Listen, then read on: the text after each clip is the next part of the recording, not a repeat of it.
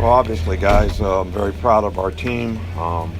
We really wanted to make a statement in this game. A lot of people talking about our schedule, and um, we have a lot of respect for LSU and their team.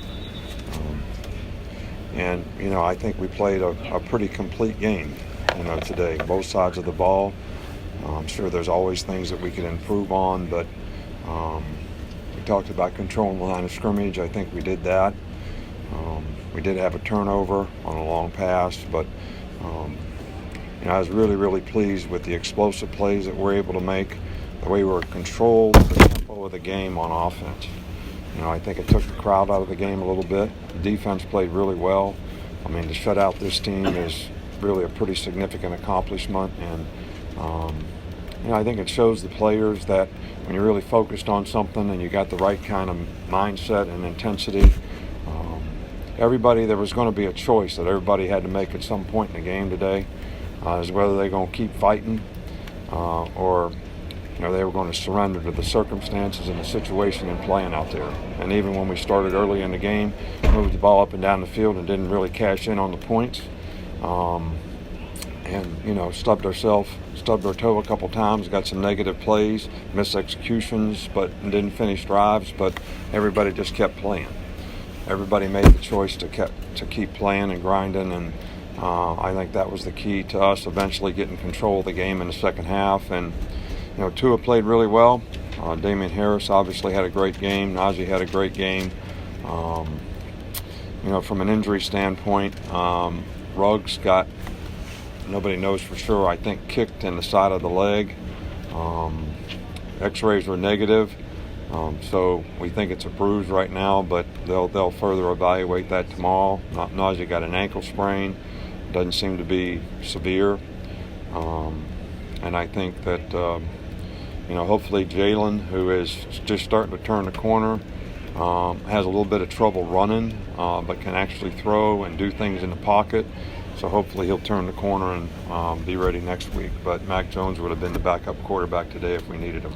Coach, we'll open up to questions. They're having trouble here, and there's no mic in here, so you may have to speak up just a little bit. What did Tua show you on that? What did Tua show you on that touchdown run, considering that he's been dealing with the knee injury? Well, he doesn't have a knee injury anymore, and he's really recovered pretty well from that. And he looked like he could run pretty well to me. So, but he's done that in practice. I think the time off, having a bye week, really helped him a lot, but he's made progress every week. And I think part of it is, regaining confidence. And I think, making a run like that obviously gives you a lot of confidence. Did you get a sense during the week that you think you were going to be able to dominate their offensive line like you did? No, I did not. They have moved the ball and ran the ball effectively against everybody they played against. Georgia's got a good defense. Mississippi State's got a good defense. So, they had a good plan against us in the beginning of the game and made some quick adjustments, and the players did a good job of adapting to it. How big was Tagovailoa's ability to bounce back after the hit, and then also after throwing the interception? They had 2 touchdown drives after both of those. Well, I'm not going to tell you where he got hit, but I was actually happy to hear that that's where he got hit, because I knew he'd be right back. You talked about wanting to make a statement today. How much was going right at LSU's best defenders early on kind of part of that statement? No, we had a game plan, of how we wanted to run the ball, and we weren't really attacking any particular person, a lot of the RPOs were things that we threw today, based on whatever they played.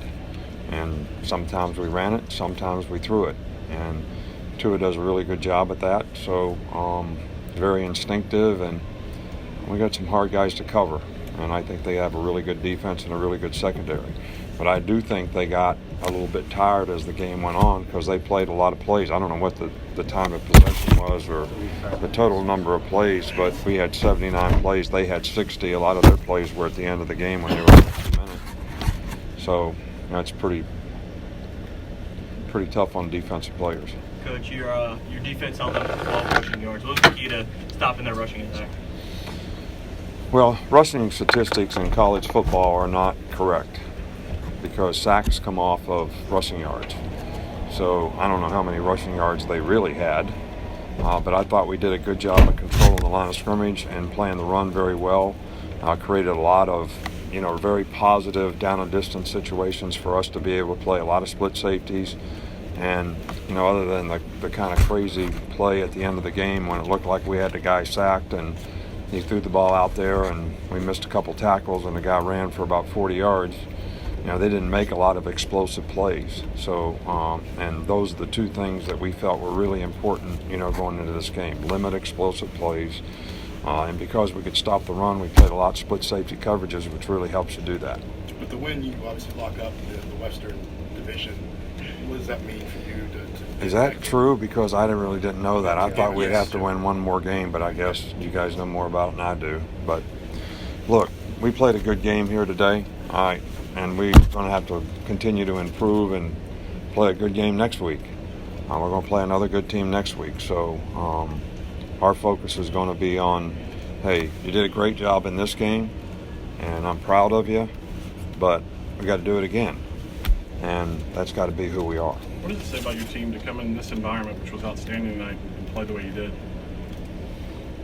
It says a lot about their competitive character, but I think they wanted to make a statement, all week long in terms of, what kind of team we really have, and they had the opportunity to do it probably against a very good team who was number 3 in the country, probably in the toughest environment to play in. So what better opportunity is there to make a statement than in the circumstance that we were in? Nick, is that something you talk to your team about? We want to make a statement because of what everybody's saying about our schedule. Something you address? Yeah, I never tell them what you're saying when you say good stuff, but if you say anything bad, I always tell them. How much does that motivate them? I want them to be motivated because they want to be good and they have individual goals and aspirations for how they want to play, but also their commitment to their teammates and how they want to play together and what we can accomplish as a team. So hopefully the external factors aren't something that motivates them too much, but their pride in performance is certainly something that every player really wants to do a great job.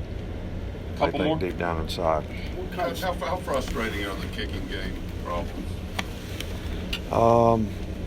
Look, no sense in being frustrated. We just need to get it right. And I think the guys are capable. And they do it in practice and they do it very well. We get out here and overkick the ball. The first extra point was not the kicker's fault. I mean, the holder mishandled the snap. The second one he kicked low, which was an issue. But we have a guy that's capable, and we have to do a good job of helping him technically get better and gain confidence so that he can go out there and do a good job for us. He's kicked off pretty well for us this year. He's just been a little inconsistent at times on the field goal stuff, and I think most of it is when he tries to overkick the ball. Nick, last question. Nick, you said you wanted to make a statement. What do you think such a statistically lopsided win against the number 3 team in the country says about this team?